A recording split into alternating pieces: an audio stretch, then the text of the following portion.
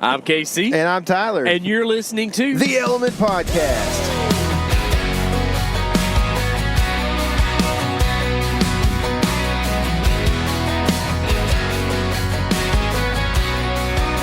Well, good morning and good day, Element listeners. Wow. Are you British? And I'm trying to do something different here. This is the Element Podcast brought to you by First Light Gear. Tyler's drinking him a Nalgene because we parched. We hot, we dry, we dusty. We all those crusty, bad things that you might be thinking about. You know what else we've been? What are we? Pollinated. We have been pollinated. Man, I was riding a four-wheeler, and it was just like poof, sneeze, poof, sneeze. Oh, it was dude. like instant. See, I didn't have the sneeze stuff because I took some Claritin. You didn't have the sneezels? It's the off-brand Claritin. Yeah. But anyway, the neckline on my shirt was like, I thought I had fire ants on me. It was itching so bad, dude. You have that deep V going? Yeah, I did. That's how I roll, dude. Man, I miss the V-neck days. I used to wear the tar out of a V-neck. What was that, like 2000s? I feel like it's 2010 to 2014, something like that. See, I kind of wonder if you're behind the times a few years there. I don't know, man. Because I feel like the V was starting to come in about 07, man. Maybe that's when it was. I might just be remembering the times wrong. Yeah, you're right. Because it started probably my senior year of high school, but I bought like 7 different colors of V-neck. And now I just wear olive. No V-neck. No V-neck. Just T-neck. That's it. So, you may be wondering, but we've been out in the field. We've been afield, as they say. They have. Yeah. They have said that. It's getting close to deer season. They do it every week. I know. That's what we have to say. We got to trick ourselves into believing it. Oh, man. However, a deer has gone down in the Element camp. Oh, man. But we can't talk any more about it. We can't? No. We can't even tell them who? Do they need to know? Well, at some point they might. They might need to know at some point in time. If you follow us on social, you know. Yeah. If you know, you know. If you're in the in group, you're in the in crowd. We're inducing FOMO right now with all the Element listeners. But so for one, we had a really good Q&A podcast last week. We appreciate all the questions that y'all sent to us. Yes. For two, it seems that we missed about half the questions. So there's some in. Are we supposed to do those this week? Do we want to? I don't know. We can. Or we can do them some other time. I'm not even sure what we're supposed to be doing today. Yeah. Here, let's do this. Let's go through the story of what we've been doing. Okay. And then we will wrap up with some Q&A. All right. To kind of get that finished, because we don't. The Q&A that we did last week was about early season pre-rut September, October whitetail hunting. tactics. Yep. Yeah. So we don't want to. If we let those questions lapse too long, they won't be applicable for this season. Yeah. So we'll Eric do that. is emceeing again for that?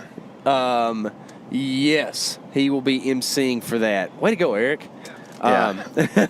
I mean, that'll be later on, Eric. Yeah. We'll warn you. You can chillax. I mean, you can check on the Cardinals if you want to. Yeah, you can put your earphones back in. We actually, guys, have got a piece of ground in Kansas that we are going to try to kill a deer on.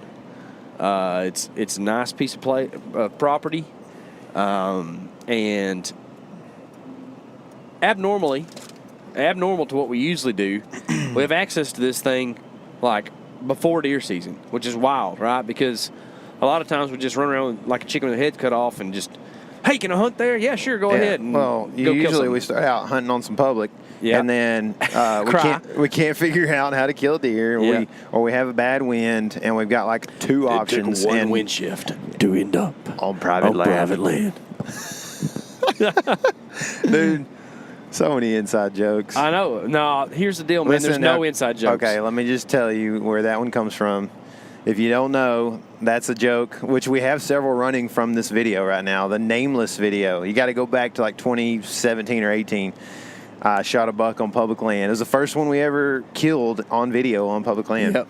And, of course, at the time, we're coming off of an era where, like, all these big brands like Yeti and other companies, Matthews and all these companies are like making these epic films where there's dudes with dramatic voices, you know. Slow-mo, super slow-mo.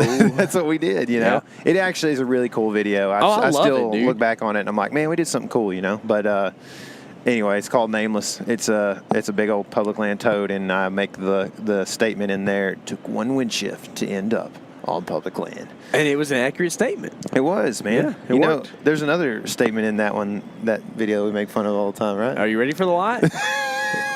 Brother. Are you?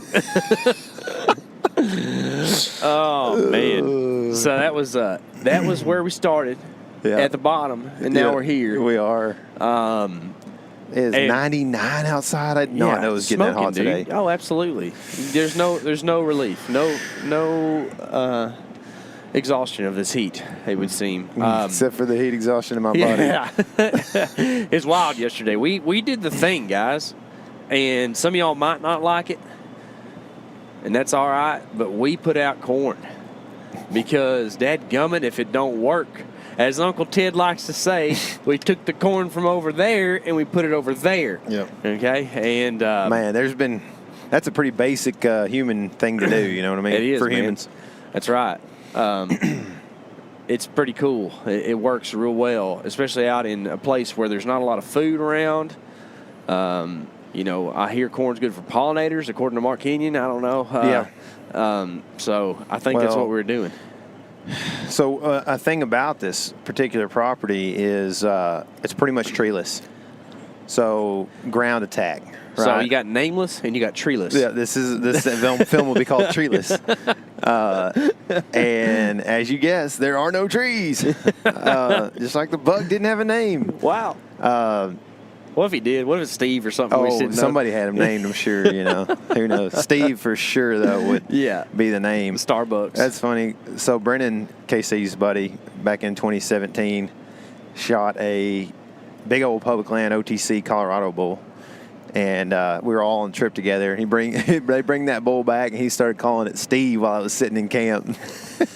The joke back then, you know, and I'm sure, I just don't watch a lot of outdoor TV now, but Lee and Tiffany were real popular then, right? Yeah. The Lakowskis just ran the outdoor channel, and they probably still do. They kill a ton of big deer, like they got it dialed, right? But because they have so many big deer, they lack in creativity on their names of their deer sometimes. And so, like, Tiffany had a deer named Steve, and Brendan just thought that was the funniest thing ever. Like a white guy name, yeah, you know? just like, yeah. I think it was like a cameraman deal. Like, hey, Steve was with me when we filmed this deer the first time. I'm going to name him Steve or something, you know? And then, like, the YouTube video, I killed Steve. And you're like, what? Oh, no. No, you didn't. Just the deer. But that's how we end up with Steve, the elk. Yeah. You know, our buddy Jared Mills used to do that too a lot. They named them after athletes. Yeah, famous old athletes, which right? At the end of the day, like, nobody knows these, like, kind of tertiary baseball players from the 60s or whatever that they knew. And yeah, it wasn't like Pete Rose, right? No, or it would be Pete, you know, if it was. So. Oh, no, that was Aaron Warburton. He named Finkel, Ray Finkel, right? Yeah. After the Ace Ventura character, which is also a sports figure, I think, right? Yeah, a kicker. He played for the Dolphins or something, didn't he? Yeah, that dude was ahead of the times too, because he was the dude and he wasn't. So, you know, like that first Ace Ventura movie was like generations ahead. We talked about it last podcast. Did we? Yeah. Remember that was one of my favorite comedic movies. Oh yeah, it was good. It's funny stuff. Yeah, dude. Anyway, where was it going? Before we get off on that, elk. Before that was it was something about the treeless property there. Golly, dude, can we get on a tangent? Yeah. Y'all love us, please. It ain't just a tangent either. It's like 14 of them, so you got to backtrack. You know. So there are no trees on this property to hunt, and so it's very wide open, newer property to us, and newer area, and potentially has the potential to have some really big deer on it, but you can only get in touch with certain people on the landscape, I've found most of the time, and you got to take what you can get. So we got in touch with this landowner.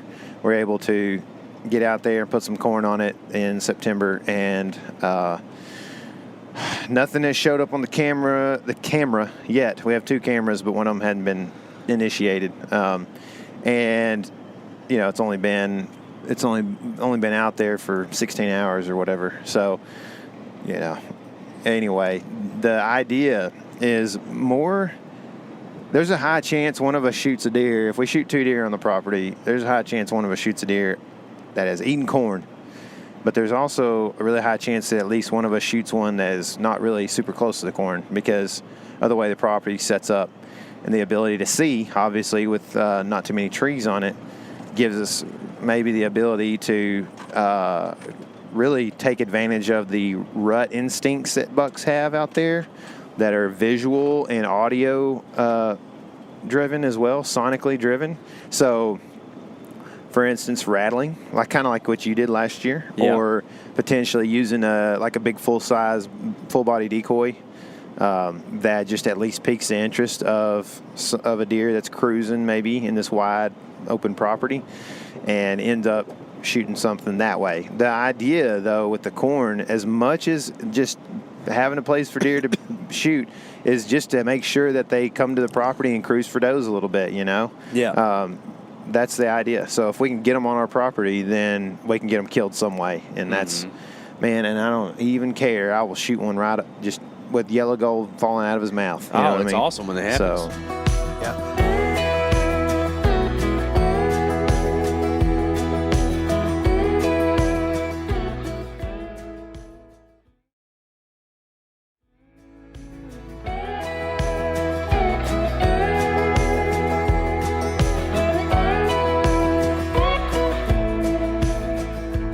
Tyler, you have a good amount of experience hunting corn in some places like this. And for those of us, especially, it's kind of a southern thing, right? I think Ohio you can bait a little bit, and maybe a few other states, but, it's kind of a more of a southern deal. What are some of the key things to kind of make sure that that's successful? Well, the first thing you got to do is just not turn up your nose, right? Yeah. And don't think you're hoity-toity or better than anybody else. No. It's true, though. But, yeah, I mean, if you, a big part of it is, maximizing your time because you may be from a place like we are that doesn't have very many big deer and you got to travel. If you're from Ohio, maybe you don't want to bait because you got big deer right in your backyard and, you don't have to, you get to go, twice a week if you want or whatever, and so you want to put a stipulation on yourself to challenge yourself. In fact, I have done this. I have stipulated that I would shoot things with a bow most of the time, therefore creating some sort of maybe handicap, but as much as anything, I just love the encounter close up with deer, man. I love being close to deer.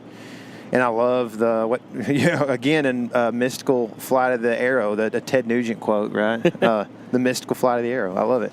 So some of the things that you'd think about to help this be advantageous for you are a lot of properties in the U.S. have cattle on them if they're not in corn production, which is funny, right? Because dudes hunt cornfields all the time and act like they're not like a corn pile, you know what I mean? Yeah. But anyway, if it's not in corn production or beans or something like that, they'll have corn on or cattle on it. So you have to fence these things off to keep the cattle out of your corn from, keep them from tipping feeders over or whatever. If you've piled the corn up and keep them from that or whatever. That's a big thing that I try to learn from you because I think we built a feeder pen one time when I was a kid around a feeder, but I haven't hunted a lot of places that you have to do that, to make sure that you keep the cows out of there. And so, I was kind of relying on you pretty heavily this week to have an idea of, how big this thing needs to be and all that kind of stuff. Yeah, and that's the thing is it needs to be pretty big. The bigger you make it, the better, right? So essentially all these, any property nearly that has cattle or has had them in the past has a fence on it. Well, if it's 50 acres fenced, that's a big old feeder pen. You know what I mean? And deer feel very comfortable hopping a fence and not being squished in. But if you take 2 or 4 16-foot cattle panels or hog panels and you put them around a feeder, there ain't much room in there for that deer, and it's just not going to feel comfortable. It's the same concept as potentially just sticking a feeder in the middle of a honeysuckle thicket. Mm-hmm. Like, a deer's probably not going to want to come in there and eat because he's going to feel like he's getting jumped the whole time, you know? Yeah. So just what we did is we got 8 T-posts and built an octagon, you know, a rough octagon, depending on, you know, the lay of the land. We weren't setting up in the flattest of spots necessarily. You just call it a polygon, probably, a multi-sided shape. Yeah, it was definitely a polygon. Yeah. It was a multi-sided polygonal shape that out of those, and we strung. Pelagonal prism. That's it.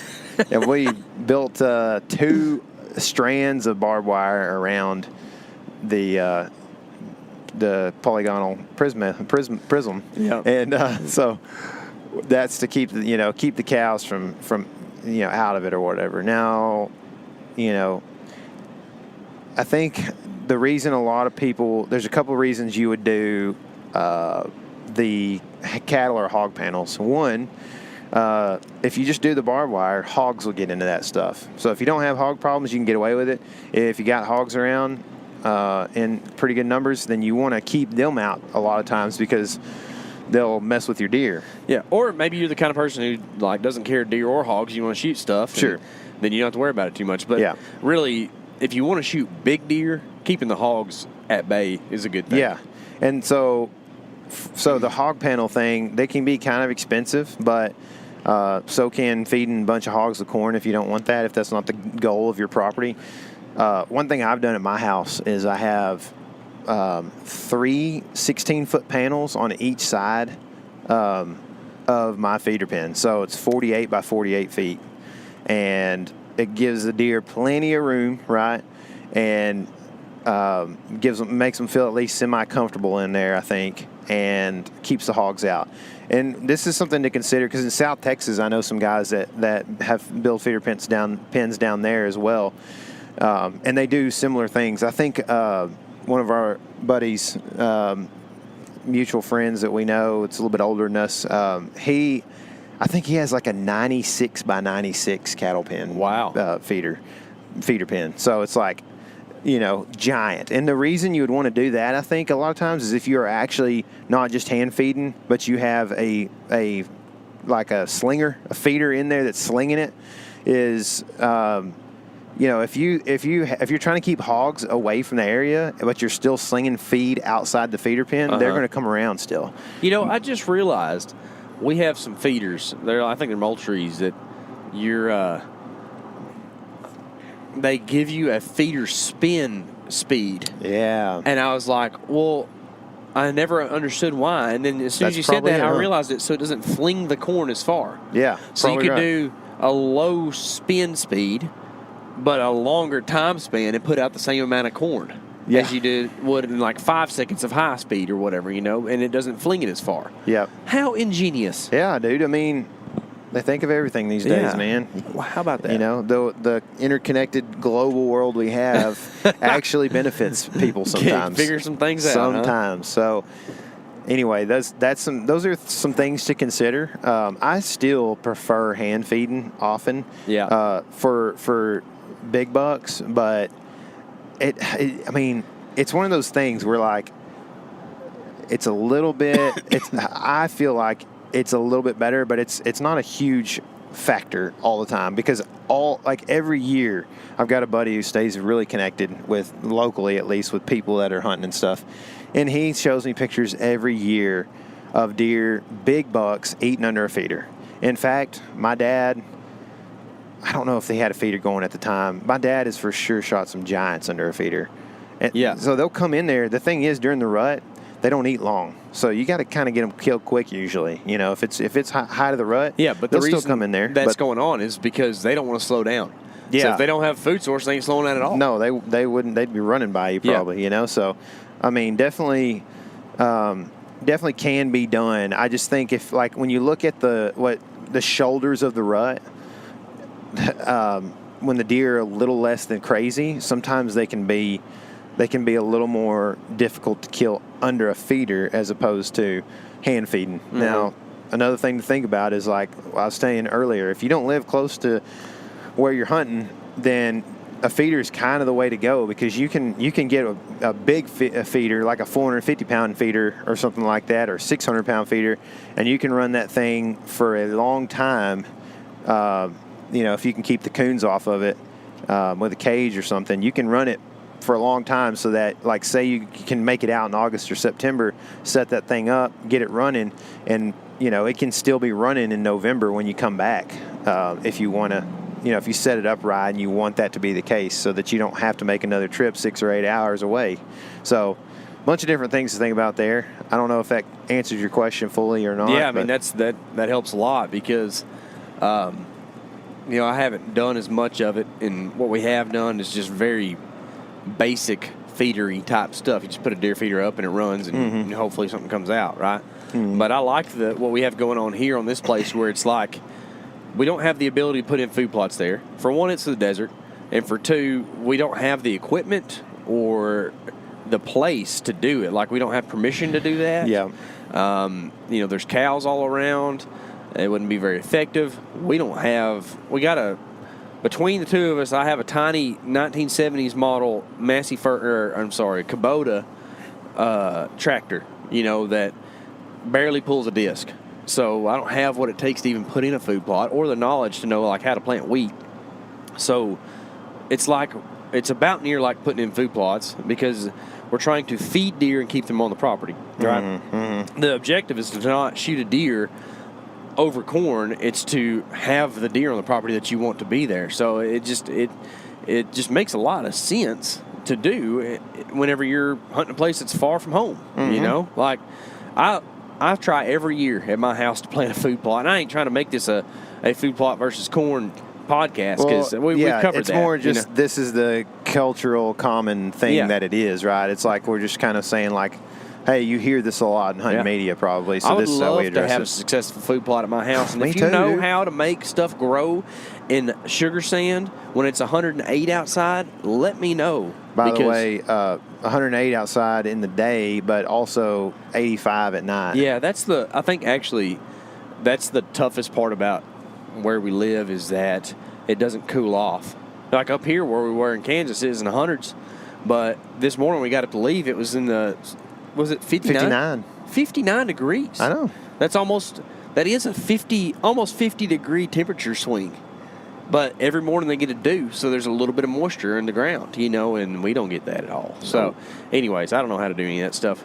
But I like what we got going on, because we got a big old property, and it'll give us the freedom to move about the property however we want to try to hunt deer, but at least we got something to keep them on the place, whereas otherwise it's few and far between. Yeah, I can just guarantee you right now it ain't going to be easy. No. I mean, there may be one of them. Maybe we shoot two and one of them is or something, but, like, it is not going to be easy. And, that's the – I mean, if you want to boil it down to a lot of the debates in the hunting world, man, like, it's all about somebody beating their chest versus, somebody just having fun, pretty much. Yeah. It's like, man, you can beat your chest and talk about how good you are and how, you're doing this right and everybody else is doing it wrong and this and that. But really, it's just pride, man, and that's all that is. And we were watching a video the other day of a very popular outdoor TV group,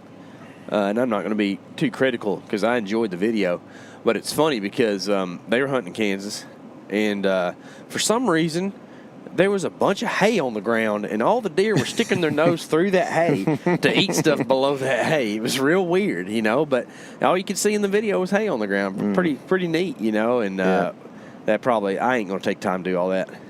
No. I mean, but here's the deal, dude. If you've been doing it, who knows if they've been doing it for very long or not, but if they've been doing it for 30 years, say, like you're one of the pioneers, it's just the world that you got to exist in at that point, because you've already entered it. You've already entered the dark side, So you gotta kind of stay there. But and so I understand it's tough to, just break the mold of what you got going that's working for you, man. And in all honesty, dude, there are jerks in every single industry and space of the entire world. Yeah. Right. But there's a lot of pretty decent people, I think, in the hunting industry, even though people would like to hate on them, that are really like they had a dream when they were young. Here's how it goes, guys. You had a dream when you're young that you just loved hunting and fishing so much that you just wanted to either hunt or fish for a living. This is me, right? And I wanted it bad. And you start to go, well, how can I do that? Well, in this day and age, it's YouTube. In the previous couple decades, it was TV and maybe even riding and stuff like that too. There's other avenues. So you've got these different ways that you can do it. And then there's guiding / outfitting, right? Those are all kind of your options to get you in outdoors and hunting and fishing every day or as much as you possibly can, right? Or you could be a commercial crab fisherman on Texas coast. Which sounds real hard. And so what you do, man, is you go, okay, well, you figure out which one of those career paths you kind of want. You start to go after it. It's exciting. Like, say you're wanting to be on TV. So just look, Michael Waddell, for instance. He is doing some turkey call competition, meets a Bill Jordan or somebody, in Realtree, and next thing you know, they're kind of like, hey, you want to come run a camera for us? Oh, yeah, man, if I could get paid to do this, you kidding me? Like, this is what I've always dreamed of doing, was hunting for a living. And then somewhere along the way, business is business, and things take a turn, and you end up going, you know what? I'm halfway in this thing, and I'm getting paid, and I can either stay here, kind of climb the ladder a little bit, and make a living for me and my family, who I really love and want to take care of, and also get to do what I love, right?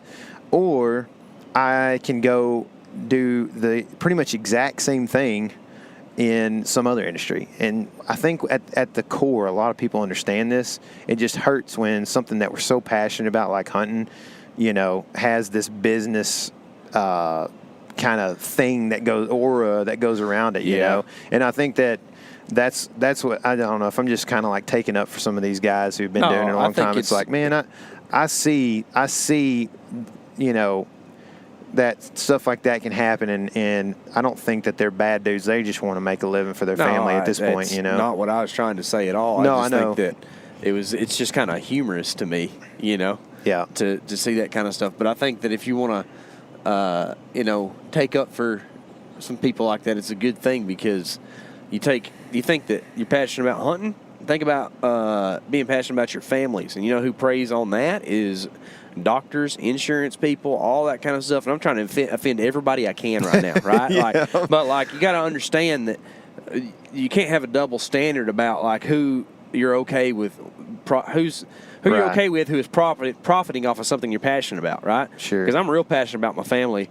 And, I mean, quite honestly, I ain't okay with all doctors either, but I understand medical care is a good thing. Yeah. And you know what? If I was like, I don't like they make money off that hunting, then I would never get to watch another hunting show or buy another bag of corn or never get to shoot another bow unless I made it myself. You just got to understand that we live in an industrialized society, and everything we have is going to have a little touch of industry to it, and it's a good thing because it gives people jobs. Well, dude, and I think what I love about the people that are listening to this podcast, that I can tell from them, is that we're here to have fun, man. And people generally that are in the Element audience are just good dudes, man. A lot of them, they are dudes that want to hunt and have a good time, and they ain't trying to judge everybody and do all this and that. They're just having a good time listening to two dudes that are not doctors talk about, in redneck ways what their experiences are, man. And that's what I appreciate about them. That's what they call me. Shaman, yeah. They also say witch doctor for that, I think, too. Yeah, well, I ain't into that. We used to do meetups and hangouts and stuff, and those were fun. We didn't get to do one last year, but some of y'all have been asking about that, and we would like to do some stuff like that again. I'm gonna try to make it work, man. Yeah, we're gonna try to do that.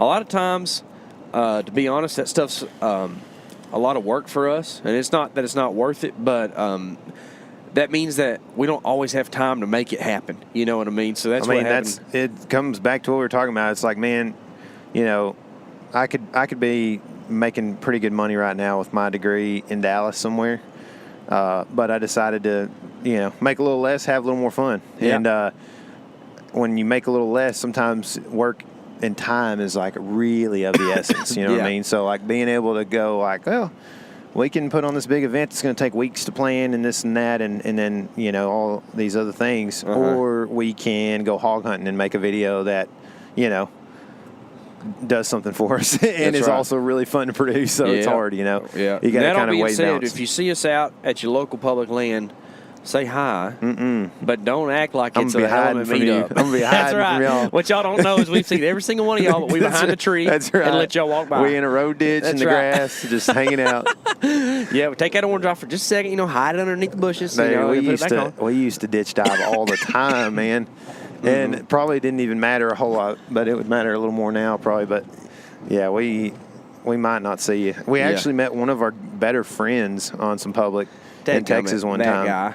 And I was like real offended because we were both hunting a really good spot. Yeah, you know? that guy was wearing First Light in Deerwoods. What was he thinking? Who knows, man? He looked pretty good, too. He did, man. Yeah. He was like the first whitetail hunter I ever saw wear First Light. Did you know that? Yeah. I always thought it was just like an elk hunting deal, which I think he might have even had elk stuff on, probably because he elk hunted that year or something. It was Fusion. That's what he had on. Yeah. And so I was like, you know, that's kind of interesting or whatever. Never really seen anybody wear that. And then over the next couple of years, I was seeing more and more people. And, of course, at some point they came along with the Spectre whitetail pattern. And then like we wouldn't have seen him if he gear. was wearing that. Oh, I guarantee you, dude. I mean, he'd been like a public land ghost. Just looking like a cedar tree moving around over there, you know. Tyler, something else I noticed on this trip. What? Was that I believe you were gifted a 12 gauge over and under. Yeah. And you have made the most of that 12 gauge over and under. Have I? I believe so. You went like better than most people's batting averages. I mean, what'd you end up with, like 5 of 7 or something like that? Yeah, that's probably about right. On doves while we were out here. And so it's dove season. Goodness. Sorry, y'all. It's dove season, and you know, to be frank, we hadn't had a lot of time to do that. We've been doing some other hunting and stuff, but there's always a lot of doves up here. So we brought our shotguns, and we had a catastrophe, and it wasn't it wasn't an injury, like not that kind of catastrophe with guns. We always try to be real safe, but we had planned on putting up these feeder pins, and then having about an hour in the evenings, because dove you have to stop at sunset. It's not 30 minutes after like deer. I always have to look it up to make sure, but I remember there being something there, and it's at sunset. So we're going to try to have about an hour in the evening to just smoke some doves, because I do love to eat doves. It's a tasty thing. It's also one of the more fun things there are to shoot, because there's a lot of them, and you don't have to get up early to do it like you do ducks. So I love shooting doves. It's so much fun. Well, we got the first feeder pin done while having shotgun within reach. Yeah. I shot one. Dusted, dude. Oh, my goodness. Here's the deal. It was a tough shot, man. That was a good shot. Thank you. I haven't I can be okay with the shotgun sometimes, but it's kind of like a golf swing. Like some days I ain't got it, and some days I can shoot real good. And apparently I only shot like a few times yesterday, and only one of them was like on a legitimate shot. But I think that I might have a full choke of a 20 gauge. I'm not too sure. I kind of grabbed it in haste and left, but I always like to draw a good beat on them anyway, so it don't matter. Full choke, modified, whatever, you know, put them down. Well, that one I knew that I needed to be pretty precise. So instead of taking the quick shot that may or may not hit, I decided to aim down, you know, and really make sure I take a good shot. Well, what ended up happening is I ended up shooting like kind of over my back behind me, but I smoked the dove. There's so many feathers. Yeah, it was definitely like a pillow fight, and but that's the only dove I killed. But from there, well, the only one I found, I didn't see any other fall. You never know when you have a stray pellet. You know what I mean? Like, there are those out there who would think that if the thing doesn't fall, there's no way a stray pellet got in that animal and it died later. But that is not the truth. Yeah, there are. Anyways, from there on, you just kind of took over when it came to making sure things died. I tried. You did a pretty good job. I'm not afraid to shoot, man, because I don't get to do it a whole lot. So, like, if I see a dove at 50, it's probably getting at least one shot at it. What do you think a pattern's like on a 12 gauge 7.5 at 50 yards? Well, I wasn't shooting 7.5s, but what were you shooting? I was shooting 9s. 9s? Yes, hot sir. diggity dog. If I can find 9s, I'm shooting them. That's at dove. cool. I ain't never shot a 9. It is bad to the bone, dude. But I do shoot 7.5s a lot. My dad bought a long time ago several cases of those Remington Sure Shot 7.5s. That's a good quality shell, dude. Yeah. And I don't know, man. I think I've got a modified, and let's see. I think I've got an improved cylinder maybe on the first shot and a modified on the second barrel. So improve's the widest? It's wide. This improve is wider than modified, and then there's an improved modified, which I think that actually sits between modified and full, and then there's a full. That's confusing. There's probably more in there, but those are the ones I three know I about. remember is that, or I guess there's it's a four. cylinder too, which is the widest of all. That's barrel. It's pretty much the same thing, yeah. right? So barrel choke, improved, modified, full. That's what I know grew to up exist. on too, man. But I've seen. I think my dad bought me a used Benelli a couple years ago for my birthday because he said you always wanted an SBE Super Black Eagle, and he bought me a 2 that was used, and I got a good deal on it, and I think it's got an improved modified in the case with it. Oh, nice. So I don't know. I've never shot it, but I usually shoot a modified when I shoot like duck loads, and always shot a modified at ducks because we were always hunting public land ducks. Sorry about that. And they were, you weren't going to be killing too many at 15 yards with an improved cylinder. Yeah. On but public that's land the lakes. idea with your over-under is to shoot a wide shot first, then when they're a little further out there for a second shot, you have a little bit tighter pattern. Yeah. So makes good sense to me. I don't know what it looks like at 50 though. I mean, it looked like dead doves to me. Yeah, there was a couple of long shots that ended up pretty good. Yeah. I don't know. Like I said, I try to make it happen as far as like getting a shot off on them things if they're fairly. If I think I've just done it so much, I just have an idea of like, what the range is and that kind of thing. But still mess up every once in a while for sure. Yeah. They didn't really want to. The thing is, if we'd have been sitting hunting doves, we didn't get to actually hunt. No, we never hunted. We were actually still just working the whole time. The catastrophe that I was going to talk about was we needed to get more corn for our second station. So we sent the loyal and trustworthy Eric Gentry to town to get the corn while we were putting out that first station.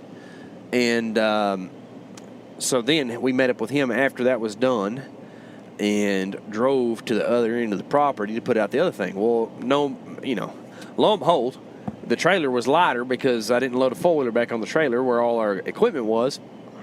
And we proceeded to spread our equipment across the pasture on the way to the other end of the property. So we get down there, unload T-posts, and realize, oh no, we can't find the T-post driver. Well, good news, the grass is tall, T-post driver is short. And I drive around on the four-wheeler for about an hour looking for the T-post driver. I bet I put 10 miles on the four-wheeler trying to do that. And one of my misses at Dove was why you were doing that. Dadgum, I didn't even get to see it. And this is what I was going to, is we weren't hunting really. We just were sitting at the truck, so the dove wouldn't fly over us. That's why we didn't get to hunt. Yeah. Because the T-post driver thing took so long, and I pretty much had to leave Tyler and Eric just like truck sitting, trying to shoot doves in a weird spot. Yeah, it was a bad spot. There was no sunflowers where there was the first place we were at. And they were seeing the truck and trailer and my white shirt and everything else. Eric had cut off sleeves. And he got them wide arms. Yeah, and he's working on them though. Oh, it's not the arms that are an issue. They're nice and bulky and muscular. But he's a pale fella. Yeah, so, he's working on them though. Yeah, that's what I was saying. I wasn't working. He's not working on the muscles. Oh. He's working on the tan. Yeah. He's a tan-paw. Grandpa that's tan. Tan-paw, tell me about the good old days. Y'all don't sue me for that. Pale paw. So anyway, the dove, they'd be coming across. There wasn't a whole lot of them. We saw just a few while you're gone, but they would come across and then they would just flare a little bit towards the end, and I shot one who was probably pretty far, and I shot at him and didn't hit him, and then I decided I'm not doing that again. I walked over. I was like, I'm going to walk 50 yards away from the truck and then sit there. And so I sat there and nothing happened. That's probably about the time I called you and said, hey, can you check the truck again, make sure? Yeah. And you're like, I just walked over here. Yeah. No, I had looked at it for sure. But then, anyway, so as it's getting closer to sunset, we finally had all met back up, and we're trying to figure out exactly where we were going to put this station, right? And all of a sudden, we're like, they're heading to roost, right? They're all over, and we're actually in a spot where they're flying, which is kind of near a creek, like not a creek, but just a water system. Dude, you know, where it's the water's crazy when you dove hunt, you got about a 15-minute window when it all really goes down. Like, you can pick them apart a little bit throughout the day, but then all of a sudden, the ground begins to produce doves from the dust. And it's like, where you thought there were no doves, there's 100, and they just keep coming and keep coming. And then all of a sudden, it's behind, after shooting light, you can't shoot them no more. But don't know. Listen, we have realized over the last few years we cannot break the rules. You know what I mean? Like, not that we ever were rule breakers, but just like there's no stretching at all. Like, we got to do it by the book. That's just the way it is. Along with that too comes whenever I was running around with Pop when I was a kid. Yeah, he was a rule stretcher. But anyways, outside of that, like, you had your wristwatch. And that was set to the clock that was on the stove, and that was set to the clock that was on the truck, which was set to the clock that was on the bank uptown on the digital sign. Mm-hmm. We didn't have, like, there was like a 5-minute cushion because nobody really knew what time it was. But now, everybody has a cell phone. Huh? Thanks to Apple. Yeah, thanks to Apple. Clock. That's exactly right. We're all just, New World Order on the clock. And it's like, okay, 8:01 is the same time for everybody. Yeah, right now. So, anyway, it's starting to get close to sunset, and I shoot a dove, and we check the clock, and we're like, oh man, we only got a few more minutes. 2 minutes. I was keeping track. Yeah. And I was like, okay. So, anyway, they're flying all over the place. I think I shot another one before a 2-minute clock ran out. And then 2-minute drill. You're like, all right, time's over. And I look up, and they're dove flying everywhere, dude. And I'm not kidding you, dude. They're like fixing to hit us in the head, some of them, man. And it's like, oh, I could limit in 2 more minutes. You know what I mean? Like, if I had 2 more minutes. But I just didn't shoot anymore, so I ended with 5. That's what I ended with. I just shot them, here and there throughout the day, and shot like 2 or 3 right there in the last like 4 minutes before shooting light, and then we proceeded to drive 8 T-posts, run 2 strands of wire, and unload and dump 20 bags of corn. And put a trail camera up. In the dark while the mosquitoes pelted Tyler. They didn't like me. I didn't get bit once. They got Eric, too. Well, it's because he had them arms out. That's what it was, man. Dang, dude. Just like signs, neon signs. That's it. He was attracting them. I think it was his sun goes down sunblock that he had on it. Tracks. It smelled good, and they liked it. But we got it up, and we accomplished what we sought out to do. Got us some cheap old pizza because it was the only thing that was open. And dude, you gotta love a good old Dave's Pizza, man. Oh, man, I've eaten a lot of gas station pizza in my life. Mm-hmm. It's all pretty good, to tell you the truth. Yeah, grease and salt, man. I made those hot stuff pizzas for a long time in high school, right there at the Joe Bob's. If you're from Sulphur Springs, you know what Joe Bob's is. Yeah, Joe Bob's 3 is where I used to work. And it's pretty nice, pretty good stuff. Don't eat the chili, though. Still wouldn't touch it. But that concludes kind of our preseason prep on the Kansas place. Pretty excited about that. Y'all can look forward to some bad to the bone hunts coming from up there. And I think now we're going to do some of this Q&A stuff. Yeah.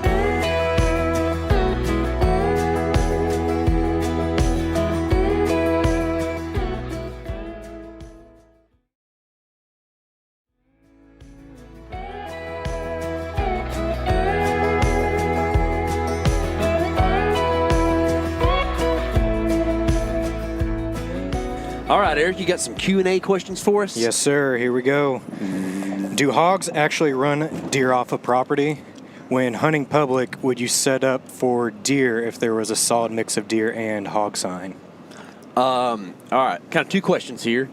I I don't think that hogs directly like chase a deer like a wild dog would, right? So that if you're going like if you're trying to like go by the actual wording of what your question is, no. But I do think that a large amount of hogs will definitely cause pressure, social pressure against deer that they don't like, and you will see less deer on the property, especially in a bedding sense. You know, like if there's a good food source and it's like the primary food around, the deer will come out there and eat. But I mean, I've got a camera at my house right now on a feeder or on a bag, a place I've thrown corn, and you can tell like there'll be a 3-year-old 8-point standing over that pile of corn, and then a hog will come in, and that 8-point leaves, and the hog leaves 2 hours later because they just stand there for no reason, and that 8-point comes back in. So they're like submissive compared to pigs, at least. That's kind of the way I feel like they work. What do you think? Is it Ephesians 4? Where the pigs are supposed to be submissive? Yeah, maybe. Or the deer are supposed to be submissive to the pigs? Yeah, I mean, I think, you can just see where, like, more than a property, on a property level, it's more like a spot within the property usually. So, like, on public, we've seen it where we hunted some thick cover, and we had really good action the first 2 years that we hunted this area. It had some work done in the area that was causing regrowth, and the first couple of years of that regrowth that we were in there was deer all over. And then we still had some hogs that we dealt with, but there was nice bucks. And then it got a little bit thicker and more nasty vines and, briars and stuff. And the pigs really started to take over, and we saw a lot less deer. And so I think more than anything, it's those feed areas, those feed stations, feed areas, and like the bedding, that prime bedding locations get taken over by hogs, which are dominant compared to the submissive deer. Yeah, as far as setting up for deer in a place where there's a bunch of hogs, I'd do it. It's not ideal, but if you think that there's a big buck in there in daylight, go in there and shoot him. It's not like it's something those two are mutually exclusive, but it's probably just good to use your hunting knowledge to determine if it's still a place you can kill a deer or not. Okay. What's your go-to way to kill a velvet buck? Spot and stalk, bed to food, or set up on food? Man, I hadn't killed one yet. You got to deal with archery equipment usually. Yeah. Unless we watched Eastman's deal where he shot a velvet muley with a rifle last night. I still ain't figured out how he did that. I mean, surely it's got to be legal. like governor's tag or something, something's right? going on. I don't know what's going on there. But it was a monster. To me, not to the Eastman guy that shot it. I don't think it was just kind of a normal deer. The options were spot and stalk. What and what? Spot and stalk, bed to food, or set up on food. I mean, it depends on where you're at, right? So, like, if you got a private piece in Kentucky that's 250 acres, I mean, I'd probably set up on a bean field edge. If you're hunting a public piece, then I'm thinking just bed to food, ambush style. You got real close in 2020 to doing that. Yeah, I did that on the ground, but I was in a setup location. It was an ambush, but it was on the ground because he was at a fence gap that I'd seen him go into the fence gap, bed in the corn in the morning, and then in the evening we went in and set up on that fence gap. Had him come in, feed right behind us at like 5 yards. I could hear him breathing. And then he kind of turned out and went and came through the fence gap, and saw some high heads there, and ended up not getting a shot at him, but he was at 12 yards. That's close. And, yeah, I mean, it's closer than I wanted to be, really. Yeah. We haven't killed a velvet whitetail, either of us, but you killed a velvet mule deer. Yeah. Which is pretty much spot and stalk. Yeah, pretty much. So, like, he said deer, which could mean either. It probably means whitetail. But I mean, the only one I've killed is a velvet mule deer. It's spot and stalk, but I would say the way to do it, if I could choose, is ambush. Every time, dude. The only reason I like spot and stalk is when that's what you got to do to get close to them, because it's open country, or, you just happen to be opportunistic. We killed 2 deer in the same night last year. It's on Buck Truck. If y'all haven't seen it, it's the first episode of Buck Truck in Nebraska. And they're on a summer pattern, which essentially is the same thing as a velvet deer. It's just after they've shed, right? And they, as they shed the velvet and they get a little bit more grumpy, things change a little bit. But essentially, that's what was going on. It's a bed-to-food pattern. And that's the way to kill a deer in the early season, which is essentially what velvet is, right? So that's going to be the best way, I think. Do you hunt public or private early season, morning or evening? He asked what we do. We hunt. Yeah. Yeah. Public or private? Yeah. So do you hunt? Not what I would prefer, but what I do. I do hunt public early season. Yeah, typically. And that's what I've been able to do. And I like mornings a lot, early season, because it's usually cooler in the mornings. I hunt whatever the best property I feel like I got a chance of killing a big buck on in the early season. So I've hunted, Kansas has usually like after 2 weeks in September, they open it up. So around the 15th usually, somewhere in there. I've hunted that opening slot and it wasn't that great. It can be great if you have the deer on your property and the prime property, but just don't think I really had that.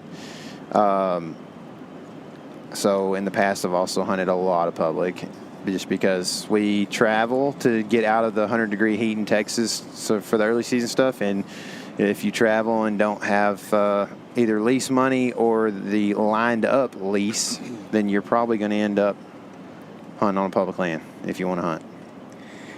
Is there another question to that? Sorry. Oh, yeah, there was. Morning or evening? Oh, okay. Evenings for me, man. I mean, I'm with KC.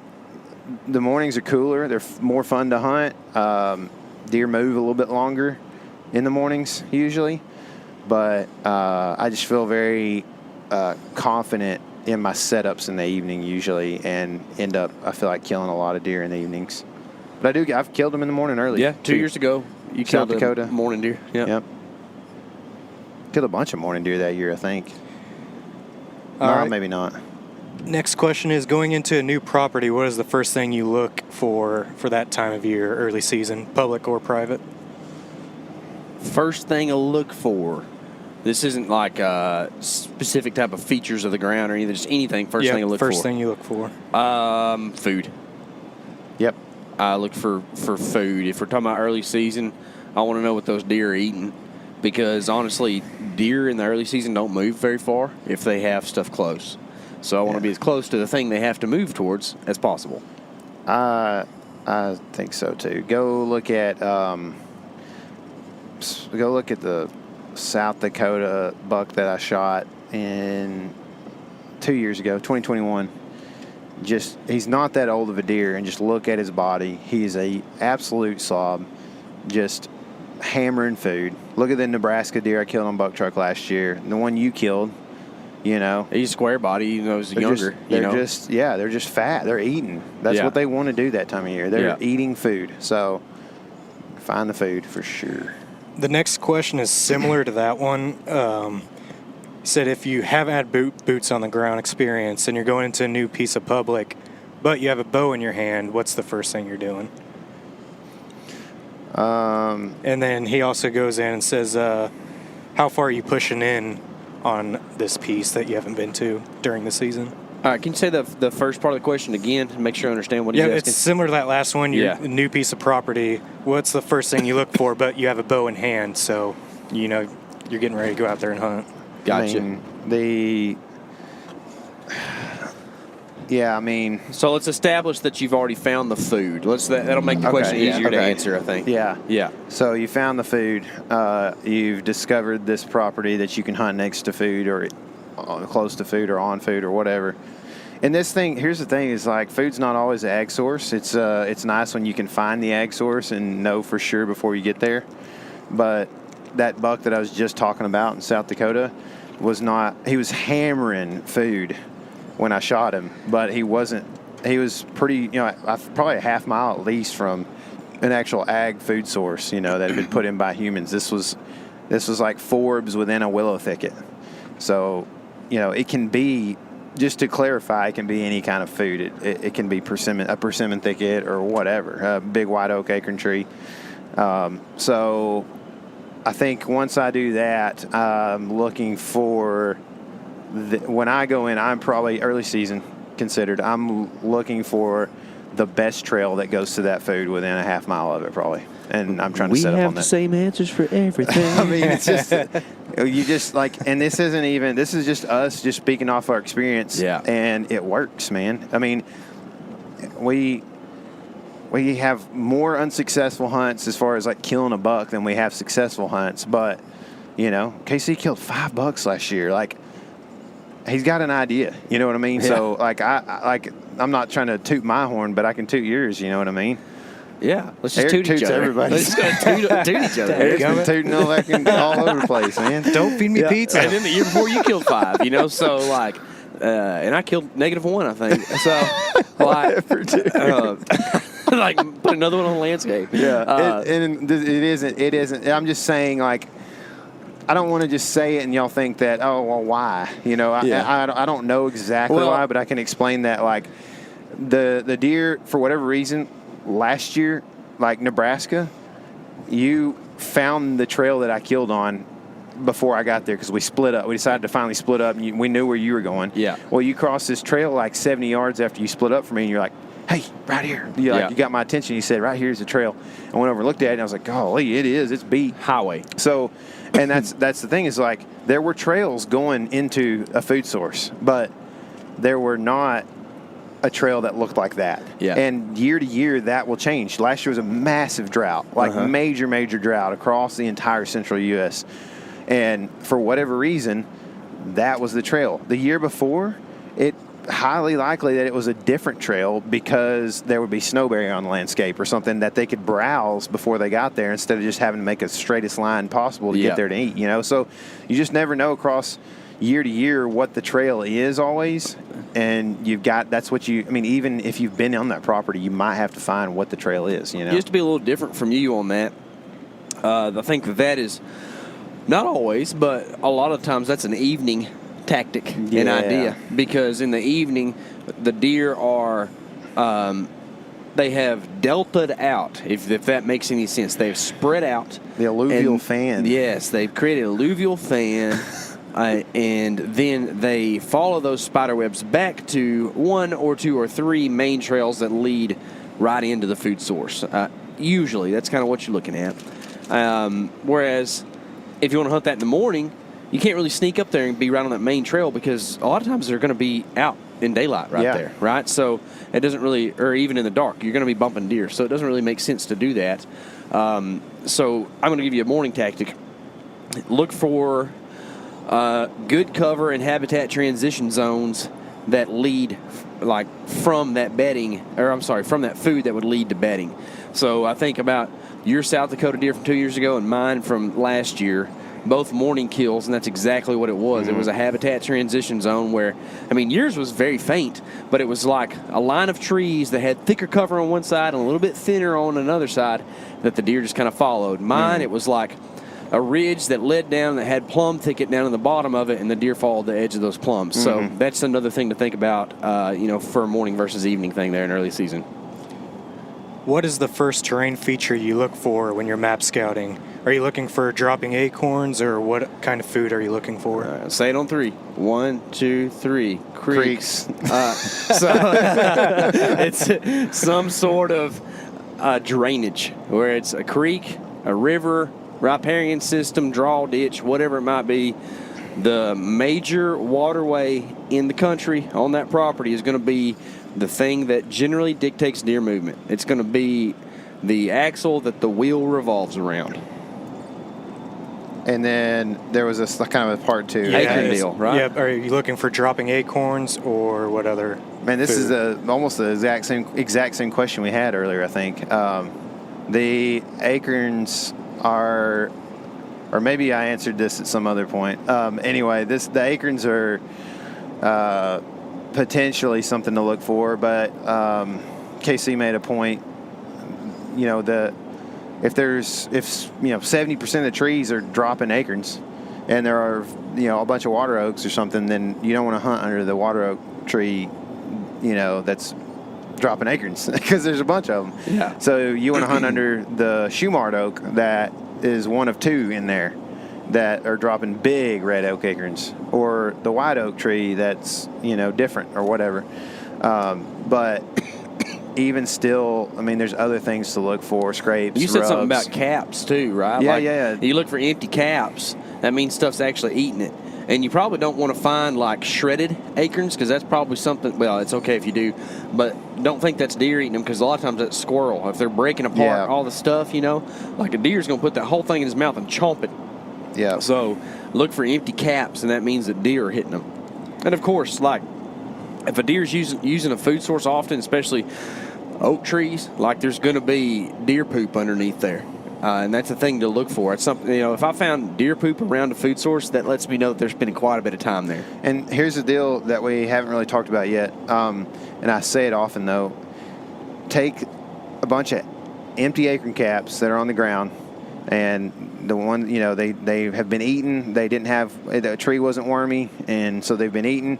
And then not multiply. I mean, technically it is kind of like multiplying in my mind, but add to another thing that can give you confidence in that area, like, oh, and there's a scrape on this low-hanging branch of this oak tree too. And that's where you really start to go, okay, there's some sign here. It's not just me finding an acorn tree on the edge of what I consider a highway system of a creek, So I would definitely try to always pair 2 or 3 like advantageous attributes into your spot there. Little alliteration for you there on a Friday. Baby. AA, Ron. All right, this is a detailed question, but I'll sum it up.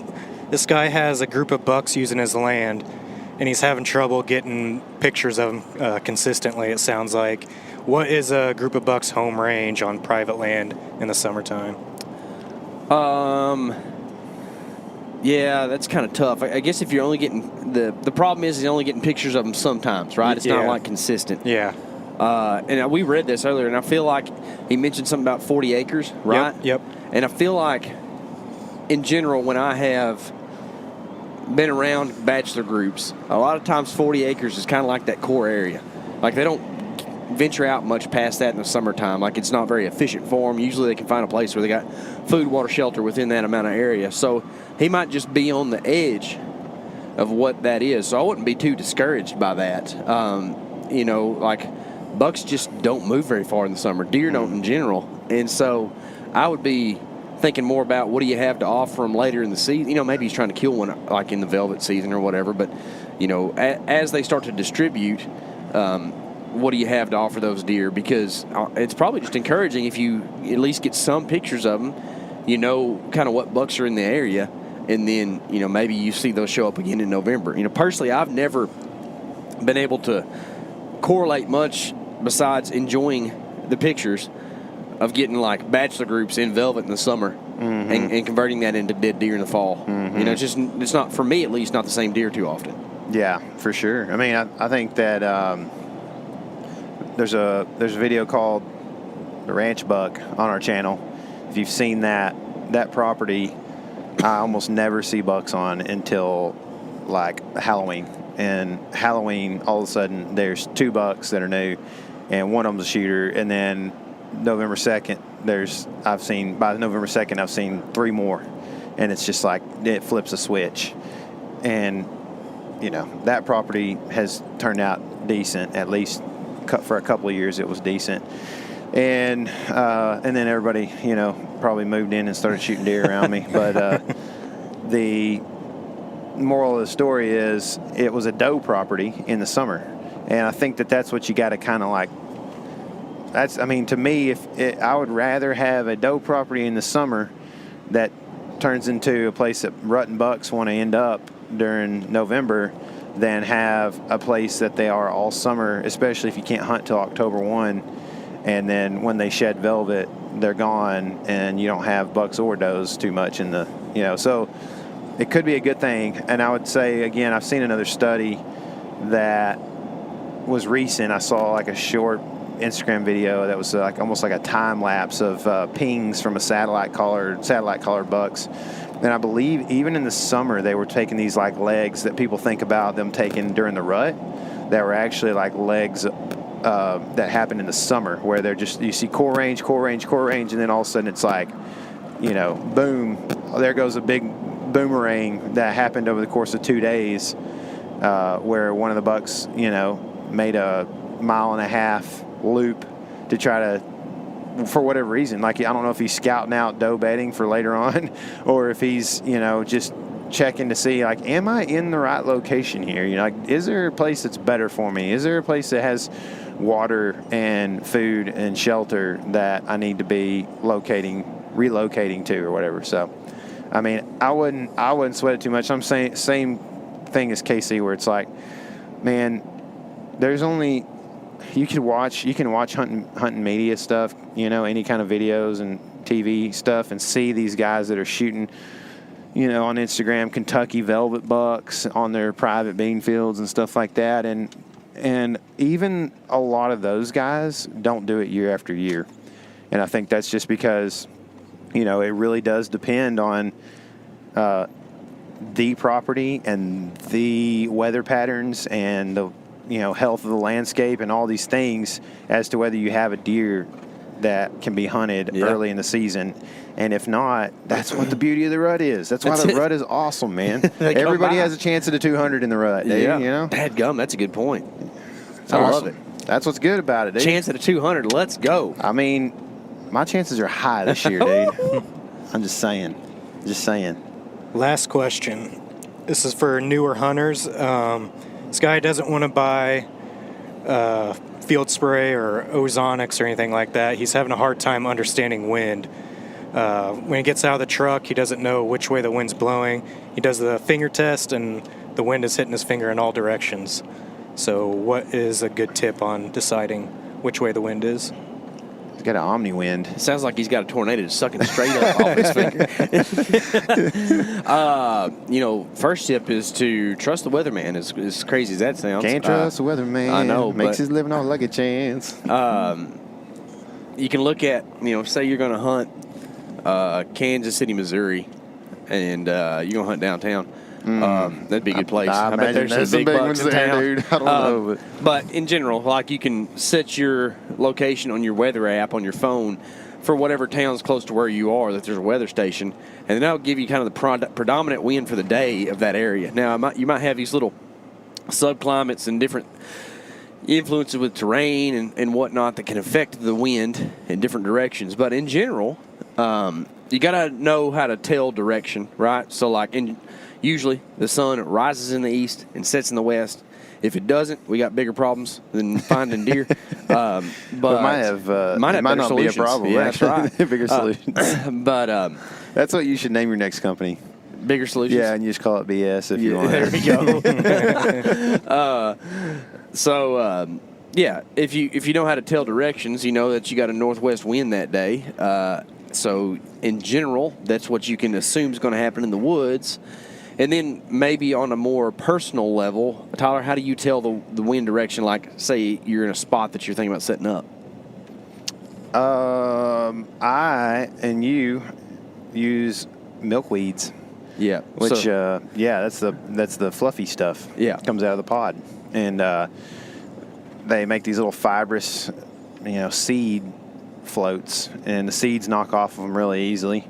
Or you could just be a modern day Johnny Appleseed if you want, and just spread milkweeds all over the place. It's a good idea.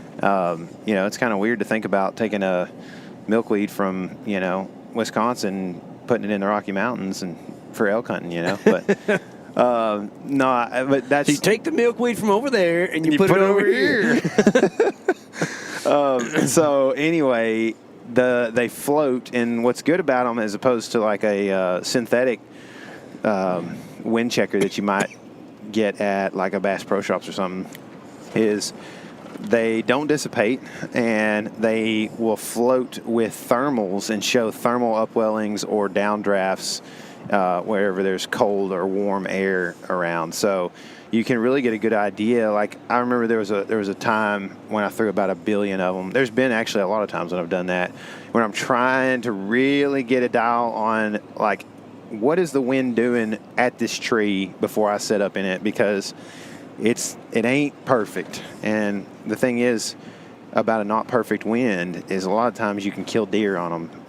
If it's perfect, a lot of times you might not have a deer come in because it ain't good for him, right? Yeah. So you find these winds that are what a lot of people call just off winds. We've kind of created a little bit of a concept in our minds, at least, that's called a 90-degree wind, where if you can hunt a deer on a wind that's 90 degrees from the direction he's coming from or so, you're pretty daggum safe, and he's also got enough wind in his nose and feels pretty comfortable about what's ahead of him. You know, it's 90 degrees is kind of a ballpark thing. You know what I mean? But sometimes it's like 20 degrees, and you're like, man, am I going to miss Sweating where it. he's coming from? You know, so you just throw and throw and throw, and you look at these thermals and stuff like that to try to figure out, like, because there is a place on Texas Public where KC shot at a buck several years ago that you think you want to hunt, and we found out a few years later that you can hunt it on the opposite wind of what you think you would want to hunt it on. And it actually works pretty well, because there's the tree that we sit in, the base of it comes out of kind of a little hole where there's, kind of near a pond, and it hits this ground that goes up and then flattens out in front where all the shots are. So as the wind comes across that little like pond area and hits that kind of like chute or whatever that goes up and rises up, it hits that rise, it tends to draft all the wind up and over that flat for a distance. So you can legitimately drop milkweeds and watch it go up and over where deer would be, and it literally, you almost cannot get smelled there in any wind direction. It's weird, isn't it? It's wild. Yeah, it's cool. Yeah. Another thing to consider too when you're figuring out wind, say you've got a spot that you think works good on a certain wind, and you go in there and hunt it. Something I like to do on a new place that I'm hunting, where I'm like very much specifically expecting a deer to come from a certain direction. I like to continue to drop a little bit of milkweed throughout the evening or morning, depending, just to see how like the temperature changes, or you just might have a little bit of, like a 10-degree wind shift that changes a lot of things for you as far as your setup goes too, as time goes on. Like especially in the evenings when things start to cool off and get still, like you might have had a 10-mile-an-hour wind out of the south because it's a hot day, but then like right as the sun sets, things get cooled off, and you might end up with like a 6 out of the west. It's a whole 90-degree wind change just because the thermodynamics of the area change when the sun goes down. So something else to keep in mind about wind. We can go on and on about wind, man. Like it might make its own podcast like a couple times a year, honestly. Like it's just, it's one of the craziest like dynamics of being out in the woods. It's a thing that's constantly changing, and really one of the things that it's a mystery as to how the deer know how to use it so well. Yeah. Dude, these questions are really good. I appreciate all the people who took time to reach out and do that. We're going to try to do these. I keep saying it. We may even do it more often than we've kind of planned on. And maybe we can do like a pre-rut episode in the next month or so, help you think about October. And again, I just want to reiterate that like we just spend a lot of time in the woods. It's not necessarily we're better at this than anybody. We just get to spend a lot of time in the woods and see a lot of different situations arise and that kind of thing. So we just want to share that with you guys, and we want everybody. Like my ideal situation is that guys go out and shoot deer. Yeah. You know what I mean? Like I don't want. Let's help you find a buck to kill. I'm telling you, I mean, 8 or 10 years ago, like I'd be considered probably a decent hunter, hunted a lot and stuff, but like you put me on a random piece of public in a random state, dude, I don't know what in the world I'm doing. Yeah. And I would end up wasting hundreds, if not a couple $1,000 going on a trip, not wasting, but not getting what the ideal situation is, which is shooting a buck and bringing it home. There's still places like that. I feel like a little bit. Sure. We stomped around Wisconsin and scouted some stuff this past year, and I was like, I don't know, this looks good. Yeah. I felt that way a little bit. And, I'm sure the locals probably have a little bit better idea about what to do in that stuff. Like For the big sure. woods of Pennsylvania. That's something we went and scouted and looked at, and we found some buck sign. It was cool, but I don't know. Like there's a reason I hadn't gone there to hunt whitetails, because I'm like, I don't know if I could kill one in 5 days up there. Yeah, you know, you just don't know. I mean, you know, deer. So like the things you learn about deer along the way, you're gonna be able to apply in pretty much any situation, but they are also regional and do different things. And the deer that we hunt in Kansas are doing different things than the deer we hunt in East Texas. Sure and enough. They're doing different things than. And that's called leaving imprints in the ground from their feet, because the ones where we live are jackrabbits. That's for sure. Another thing about jackalopes. One thing that we get to kind of experience that hopefully we kind of pour into podcasts like this where we get to answer questions is experience from other hunters too, because we talk to a lot of other hunters. In fact, every week from now till the end of the year, we will be talking to at least 3 or 4 hunters from all over the U.S. every week, different states, on a podcast called Rut Fresh Radio that ends up on the umbrella of Wired to Hunt.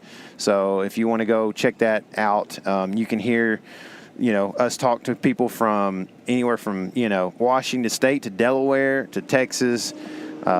And everywhere in between, pretty much. So, make sure if you want to hear guys giving a little tidbit of information, especially when it comes to like up to the minute information on what's happening in X state.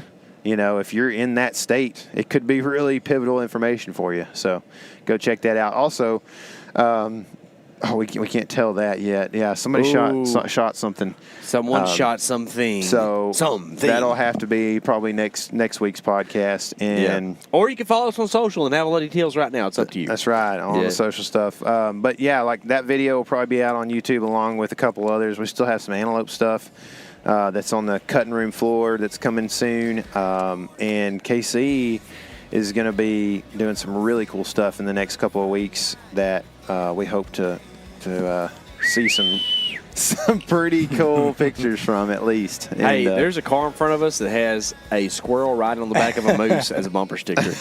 That's all right with me. Yeah. It's pretty cool. Yeah.